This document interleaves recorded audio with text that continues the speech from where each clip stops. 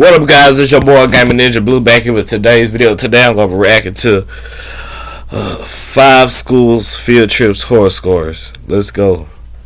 Let's get this started. I'm a big fan of the channel, and I think I have a story you might be interested in. It's kind of a creepy / sad kind of story, but it's one that sticks with me all these years later, so I guess it's worth sharing with you.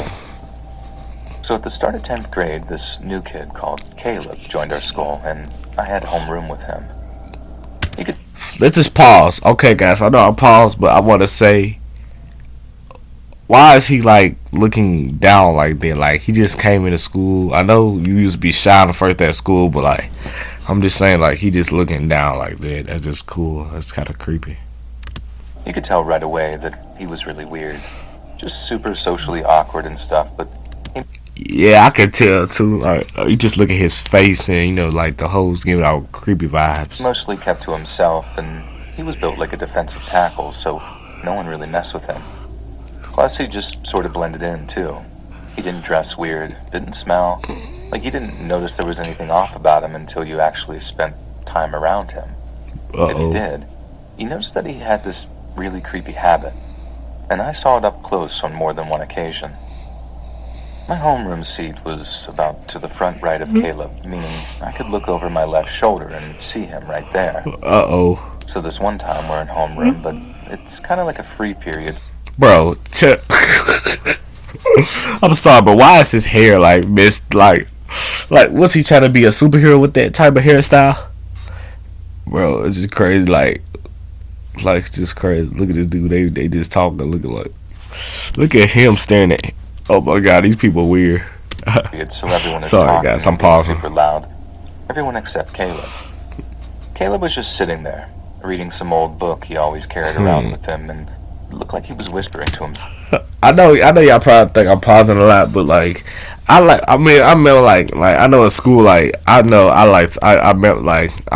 love to read books, cause like books, they real fun. I love to read the books, you know, like they're good. But like, he's reading to, so maybe he just practicing reading, cause you know some people might struggle. I don't know if I don't know. I'm just saying my guesses. To himself.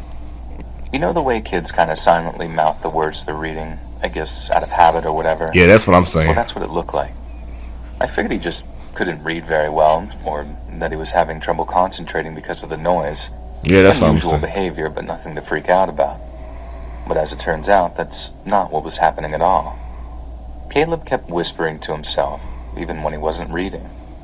I caught him doing it in the hallway a few times, but I didn't want to confront him about it or anything, so I just sort of let him be. Okay, that is some weird, freaky signs. Like, is he trying to summon a demon? Like what's he trying to do? Like, that's like, I just want to find out. But then it got to the point where. Okay, now I know y'all probably saying, well, I'm pausing, but like the teacher, that's a good teacher. Yeah, that's my answer. A few times during the quiet parts of homeroom, like while the teacher was talking, and slowly but surely, everyone caught on to the fact that Caleb whispered to himself. The first time, the teacher asked in that really cliched way if he wanted to share with the class. He just went quiet and shook his head. The second time, it was totally quiet, and it got to the point where everyone around Caleb could hear him whispering. We were trying to work on something, I can't remember what it was, but the whispering was definitely all annoying and off-putting, so in the end, someone just said, "Dude, shut up." Bro, that's when you messed up, bro. This dude is gonna make the whole school, bro, I'm telling you, bro, he gonna summon the demon, bro. I don't know, I'm just saying, cause like, this dude said it like, bro, shut up. You see the whole class is looking at the dude in him. Like, you could tell something finna happen. I can tell right now. Let's continue watching it though. To be quiet and work, so that one. I like how the teacher is like, you know, trying to tell them. I know I'm pausing a lot, cause like I need to let the video go, but like I like how the teacher's telling them that that's a good idea. This went on for weeks. Every so often, Caleb wouldn't be able to contain himself, and he'd start whispering at some awkward moment. Okay. The third time he did it in homeroom, or at least I know. Okay, I'm after this, I'm probably gonna let the video play. Now I'm gonna just react some more though. But I think he might have like a disorder or something like that. So that's probably why he's like doing that, guys. Probably so. I mean, I'm just saying the obvious or whatever. I think that's what it is, though. It's the third time I saw it anyway. Someone actually snapped and asked him who he was even whispering to. Our Uh homeroom teacher was aware of this little issue by that time, so she tried to interject to stop the confrontation from escalating. She basically tells the kid to back off and for Caleb to stop whispering, but then Caleb kind of just pauses, turns to the kid who asked him, and just said, "My mom."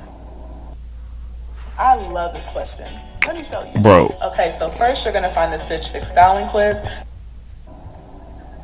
The kid's reply causes a ripple of laughter because he was all like, "You talking to your mommy?" Oh, okay. Now you can tell these the four kids, those the bullies. You can tell they the four kids that the bullies. Sorry now, pause the video, cause like the way he said you talking to your mommy, like you can already tell the kids like got something like you could tell something bad finna go on. I could just feel it. I can feel it right now. Something finna happen crazy. The Wow. teacher quickly jumps in and tells everyone to shut up again. Only Caleb doesn't shut up. After weeks and weeks of not saying a single word above a whisper, he suddenly finds himself all conversational. "She talks," he said, referring to his mom. "So I answer." The class didn't laugh that time, and no one had a single smart word to say in response. That was on a Friday, and then when we got back to school on Monday, Creepy Caleb was gone. They pulled him out of class so fast that you could still see his shadow that Monday morning. But since we didn't know the context surrounding it, we just kind of went on as normal and we got over it. And I just said, "Creepy Caleb, easy come, easy go." About a week or so later, me and my family ended up driving over to my older sister's place. She and her husband had been married for a few years, and he was a psychiatrist at this big hospital on the other side of town, so they lived in this super awesome house that we enjoyed visiting as often as we could. My brother-in-law was a cool guy and would sometimes discuss certain details of certain cases with us over dinner. He wasn't too detailed. He didn't name names. It was all just shop talk, and I barely understood any of it anyway, so I normally just tuned out and did my own thing. But then, like I said, we're over one Sunday, not long after Creepy Caleb got pulled out of class, and one of the patients he mentions suddenly started sounding very familiar. My brother-in-law was talking about how hard his job is sometimes, and how sometimes he has to take time to decompress on. I like how like the brother is a therapist though, like, so like you can tell where the story is going. Like I'm just saying, guys, you can tell where the story is going. It's finna get Days good. off. I think my dad asked him what it was that got him so stressed, as I assumed it was all a bunch of rich folks telling him their problems for huge dollar amounts, but then my brother-in-law starts talking about it being the younger people whose stories can really get to him. We're all listening intently while my brother-in-law starts telling this really sad story about a kid who'd walked in on his mom taking her own life. Not like found her body or anything like that. I mean, he walked in, and she had the gun to her head, and they were locked eyes when she pulled the trigger, That and it screwed the kid up that for is a life. scary son. That is a scary We're all story. obviously hooked into my brother-in-law's That's scary. story, but when he mentioned how they just had to pull the kid out of school because of a serious setback in his progress, my ears started burning. I told you. I felt that, bro. I felt it. Like I really feel bad for that kid though. I really do. Like I feel. Let's continue with the story. My dad asked what kind of setback, and that's when my brother-in-law mentioned something about schizophrenia, and more specifically, something about the kid whispering to himself. Mom says that I was white as a sheet by the time the whispering thing came up, and that not long after, I blurted out, "What was the kid's name? Was it Caleb?" My brother-in-law freezes. Bro, I knew it, bro. I knew it. I wasn't tripping, bro. I knew it, bro. Something was going on. I knew it, bro. But I knew Gives it. me this stunned, wide-eyed look, then clearly lies when he says, "No, it wasn't Caleb." It was a blatant lie. and he never admitted to me that it was actually Caleb he was talking about. But the fact that he took me aside after dinner to give me a talking to was all I needed to know. He gave me some speech about doctor-patient confidentiality and how it would reflect really bad on him if it got out that he was talking about his work. I promised to keep my mouth shut, but the news about the kid got out in other ways. I promised my brother-in-law that I didn't say anything, but he said it was cool. Half the town had been involved in the kid's treatment in some way, and rumors spreads faster than wildfire in towns like ours. Dang. Hearing the truth about Caleb was so bad that no one in our homeroom class talked about it after we found out. It was just too raw, knowing we laughed and joked about something so utterly terrible. This kid was broken, completely shattered by life, and we've been too ignorant and self-absorbed to really notice. I don't know how true the version of events are when it comes to Caleb's mom, but if that is true, if she blew her own head off right as her middle schooler came through the door, what was she thinking? And what system placed her kid back in school when he clearly wasn't ready for it? I guess you see a lot of horror and creepypasta podcasts out there, but most of it's all skinwalkers and black-eyed children and stuff like that. And yours is one of the only ones that talks about stuff that actually haunts people. I know plenty of sad stories. People's parents passing away out of the blue, people missing out on their preferred colleges, etc. These are sad stories. The one about Caleb and his mom is something way different, and way worse. I can't even imagine what it must have been like for a kid at whatever age he was to see their own mother die a violent self-inflicted That's crazy, though. That is crazy. And that's what it means to be haunted by something. Caleb was talking to his mom like he could see her ghost, and that's not some dumb story. That was real. Dang. I don't think Caleb could really see a ghost, but I do think she still existed in his mind. Dang. His brain must have been echoing her voice around his skull, and talking back must have helped in some way. Hell, if it was me, I'd do just about anything to hear my mom's voice, even if it did make me look crazy. Dang. That was a spooky story, guys. Not gonna lie, that was pretty spooky. Let's get ready for story number 2, guys. Let's go. When I was about 17, my mom and I moved to a large city in the US. I won't name the city due to what took place, but it's a city most people are familiar with. Anyway, we moved to this city to start our new lives as my mom had bought a business and would then take ownership. Okay, I like how the mom is just, I'm sorry, bro, but I like how she just staring, like, off in distance, like, she's thinking real hard about her decisions. That's like, I know it's not really a big detail, but, like, I just like how, I like how okay, I'm gonna pause one more time. I like how the artist, shout out to, Mark, I really like how he, tells his stories and how they animated. I like how he does that, like, I really, like, a shout out to him, like, he's a good storyteller. I like that. So I had to transfer schools, which was the hardest part of the move. Saying goodbye to your longtime friends paired with all of those super great hormonal imbalances of your high school years. What made it worse was that I was a junior when I moved and would have to spend my senior year with no one I knew. The last day of school came around.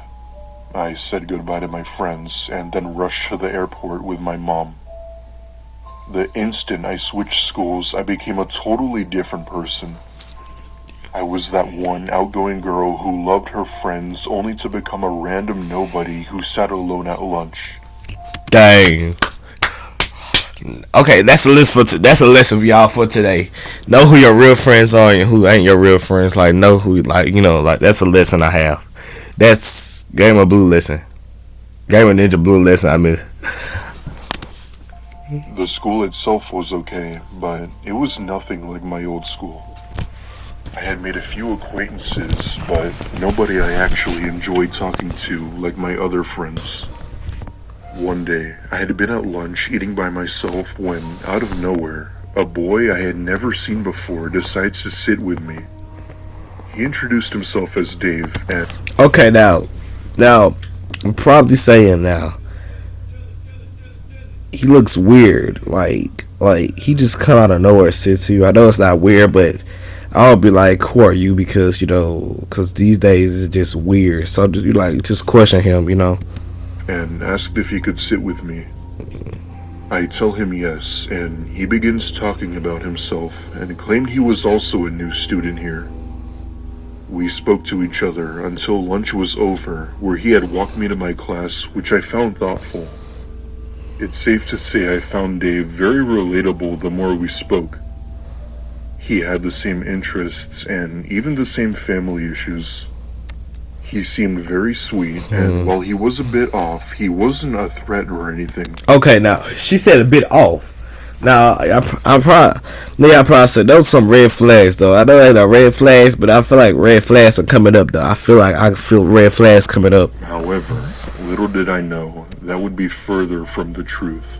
Red flags, I told you, red One flags. day, Dave, out of nowhere, had texted me asking about my bra size. Okay, now that's a red flag right there. That's a red flag. He literally just asked her bra size. That's a red flag right there. That is crazy. Wow. Now, like, if I was her, I would text back like, "Why would you need to know that though? Because like, why would you? Like, you know." I told him I wasn't comfortable answering that. See, I agree with her. Like, that is personal. Like, why would she want to tell her bra size? Like, that's kind of weird. But let's just, I don't know. To which he then instantly apologized and changed the topic. But That's a red flag. See, now if I was her, I would just tell to delete that number and block him because like that's a major red flag. You never ask a woman that. You never ask her that. Nothing that's make her uncomfortable. You always ask her stuff that will make her comfortable, not uncomfortable, guys. But as time progressed, he'd bring up the topic even though I wouldn't want to talk about it. It eventually came to a point where I chose not to speak with him, even when he messaged me first. The same drill applied when he approached me at school too. You can tell how creepy he is. Like, he watching her up and down. Like, you can tell like he up to nothing no good. Something no Eventually, good. days went by, and for some reason, I didn't see Dave at school anymore. I assumed that he had finally gotten the hint and just stayed clear of me. However, I was dead wrong. I mean, you wasn't dead wrong because like you would have wanted your life to be a dater. The following night, I had been at home on my computer doing a project for chemistry class when I heard something hit my window. Looking back, it kind of sounded like a pebble hitting my window. Now, I know nothing wrong with that, but I feel like it's him though, that boy. I feel like After it's him. all, it was raining outside, so I assumed it was probably the wind blowing away debris. However, it then happened a second time, this time much louder. I get up from my bed and walk over to the window, and there, crouched, is someone. Bro, now that's a red flag right there. I don't know, I'm sorry, but bro, somebody out there, like if I see somebody like that, I'll run it and call it cops, bro. Cause like that is mad weird for somebody to be. I know it's not weird, but like it's giving weird vibes right Someone now. who I could only Like, describe you know, as bro. Dave.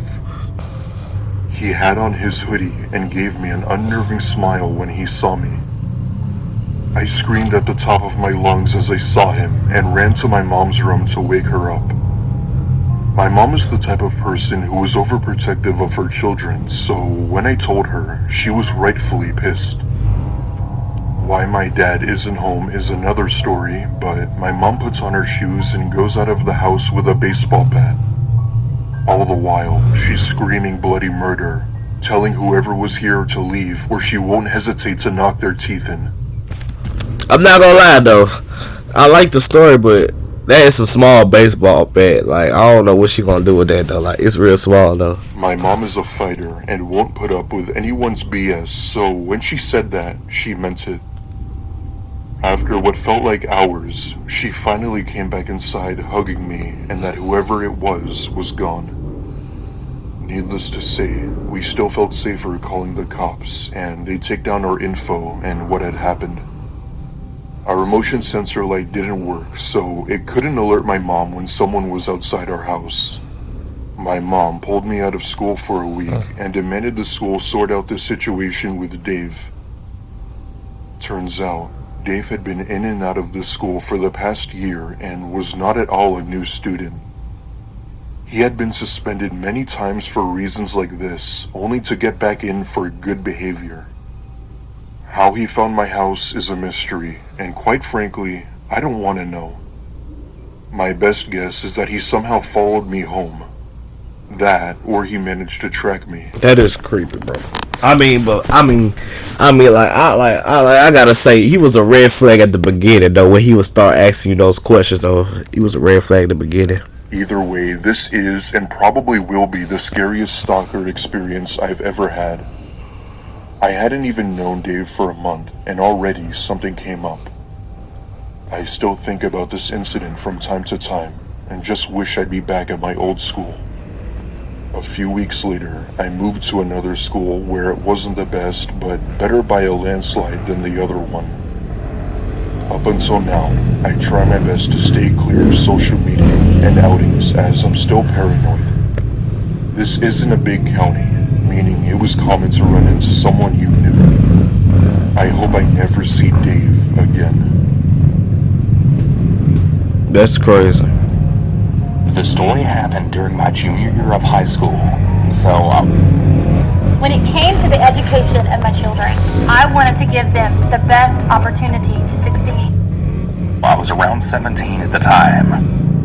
I live in a beach town in North Carolina, and I was in my first class of the day, physical science.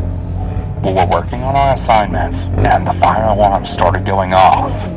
Everyone thought it was a typical fire drill, so we evacuated the building as usual.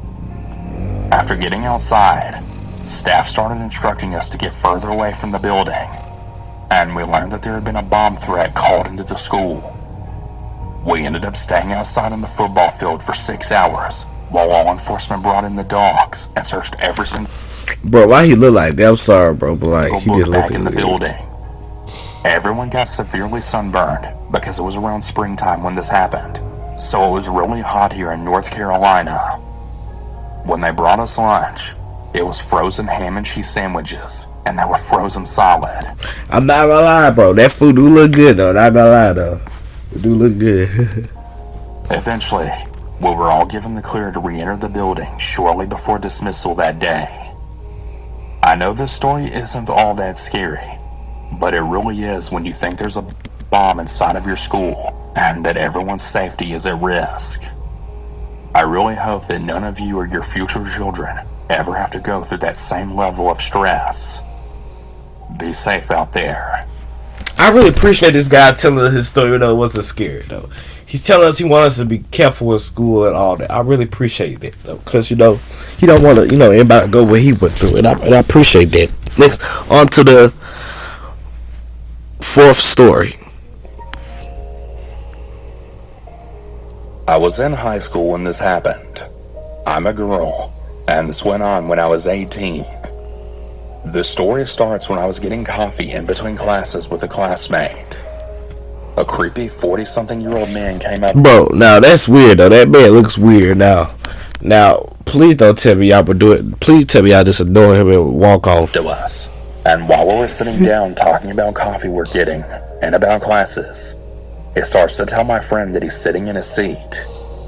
For some context, this was a cheap corner shop coffee next to a gas station, so there's no assigned seats, just 2 chairs and a table, and whoever was first and lucky that got to sit down. My classmate, not wanting to look intimidated by him, starts to telling him that this isn't his seat and that he's not moving since he was the first one there. There was something really scary about this man, and I was already shaking. The next thing I know, he's threatening my colleague, telling him he's going to shoot him, even though he doesn't pull out a gun and we live in a country where gun permits are very hard to get. But I get extremely scared, and I go inside the coffee shop to order my coffee, because I couldn't stand sitting next to that man one more second. The worker at the store tells me that the man is crazy, and that we shouldn't take him seriously. People in my country, me included, are kind of used to crazy homeless people, and we encounter them pretty much on a daily basis, so it's not really seen as such a creepy thing. But I have a lot of anxiety anyways, and the thought of being killed by this random crazy man just made me freeze and made my heart drop. Anyways, as this man and my friend are having a staring contest outside, the creepy man backs away and leaves, congratulating my friend for being brave and not being intimidated, and then leaves. As he's leaving, I'm thinking that's it, and it was just another creepy homeless dude. As a disclaimer, I'm not using homeless as an insult. I'm simply stating the obvious since he was carrying big bags with a lot of clothes on his bike. Well, fast forward to summer vacation. I'm in the inner city meeting up with some friends at another coffee place than the one in the first encounter, and I see the same man. He seems to recognize me, and he starts walking towards the coffee place.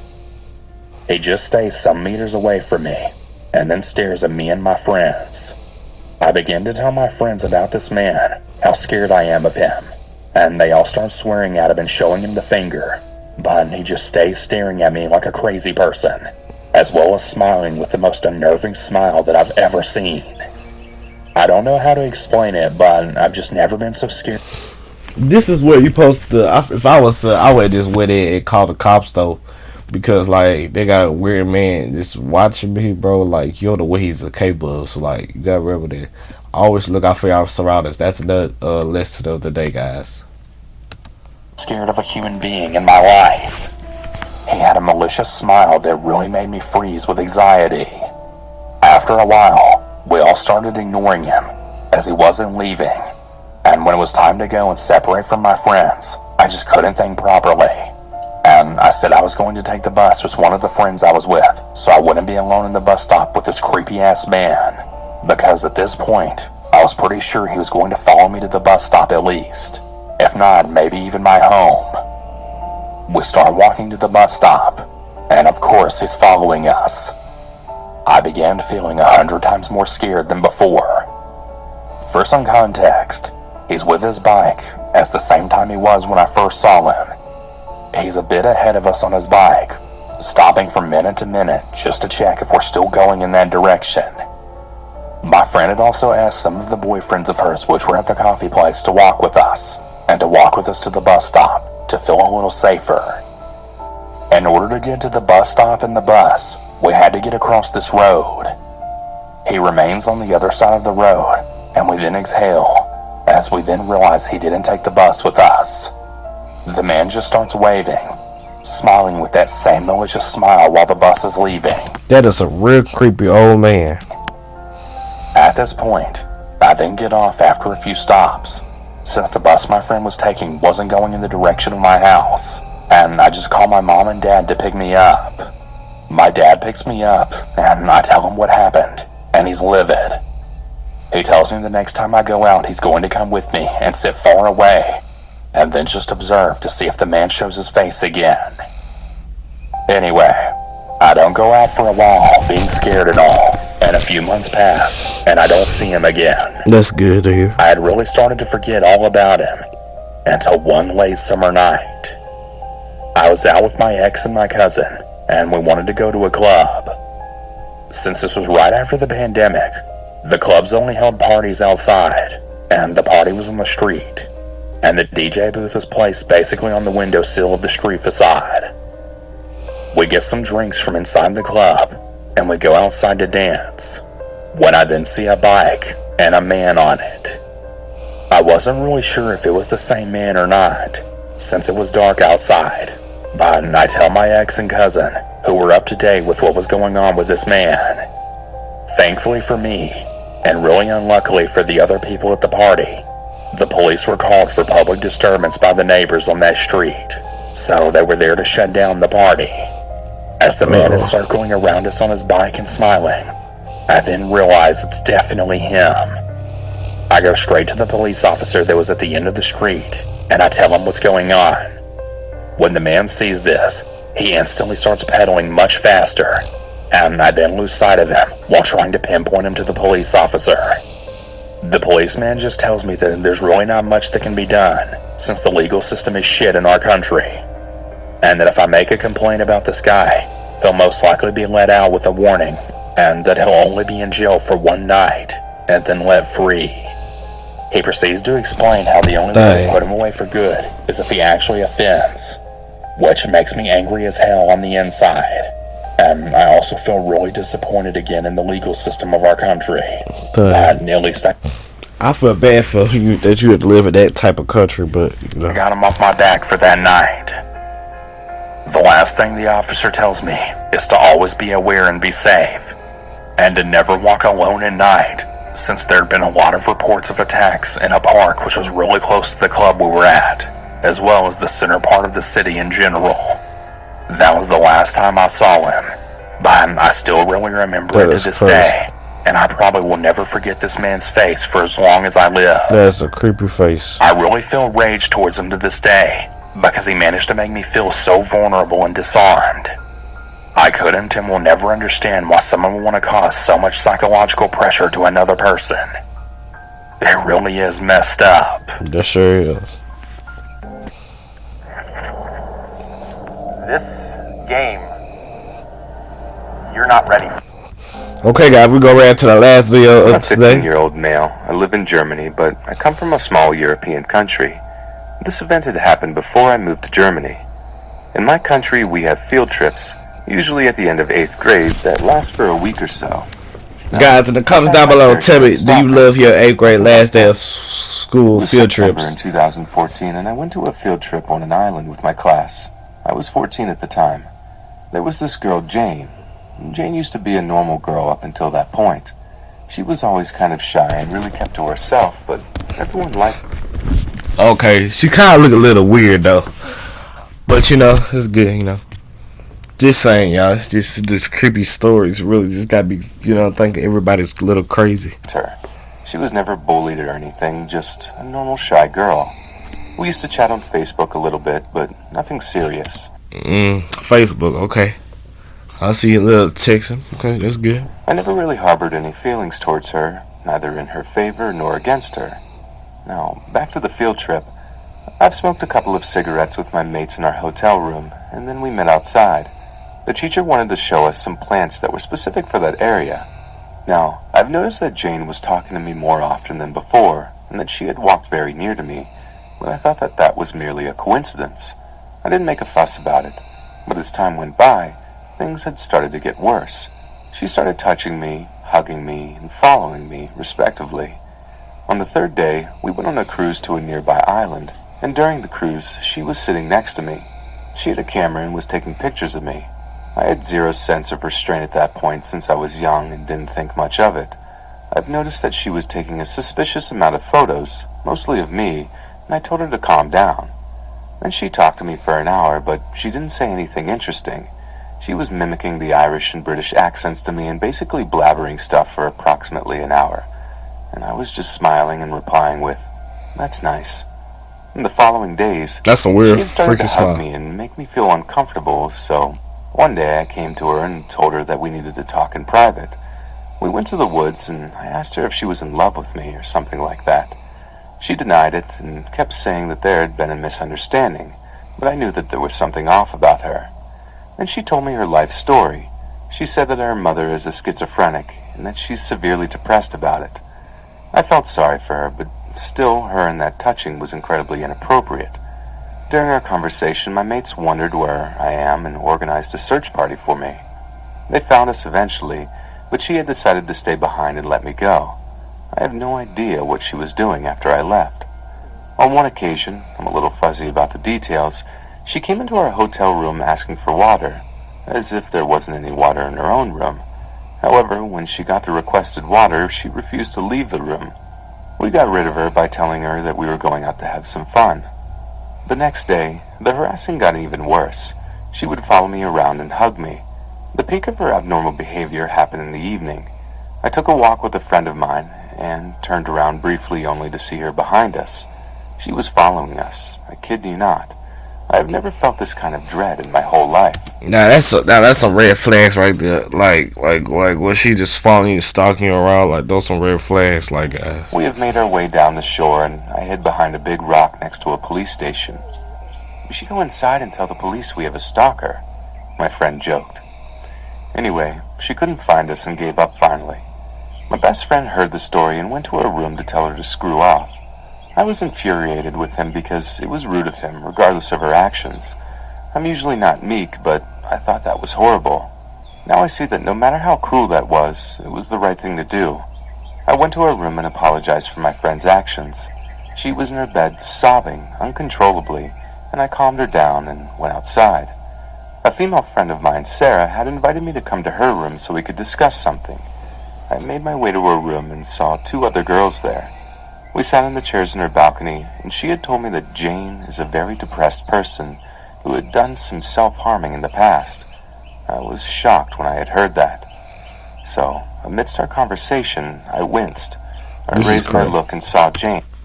Oh, so it's like she suffered from depression, like, but I feel like she should be like go to therapy though, so it can help her, so she can be good. So I don't feel like it was that scared, but I feel like so she can be good. Maybe 50 meters or 160 feet away, just sitting on a rock, listening to music and staring at me. She had a solemn look in her eyes. I suddenly felt dismay and told my friends that we have a spectator.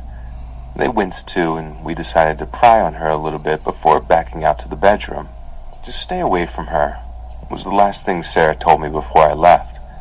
To my luck, it was the end of our field trip, and I finally got some rest.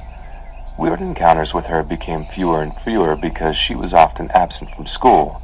Later I found out that she had overdosed on sleeping pills a couple of times, but survived all of those occurrences. This is crazy. There was even a rumor that she had ended up in a psychiatric institution, but I have no proof of that, and I can't tell you in confidence. The point of the story is that sometimes you have to be rude so you can prevent something like this from happening to you. It may seem cruel, or it might even hurt the other person, but in the end, it's your life, and you have to stand up for yourself and make sure that you're happy first.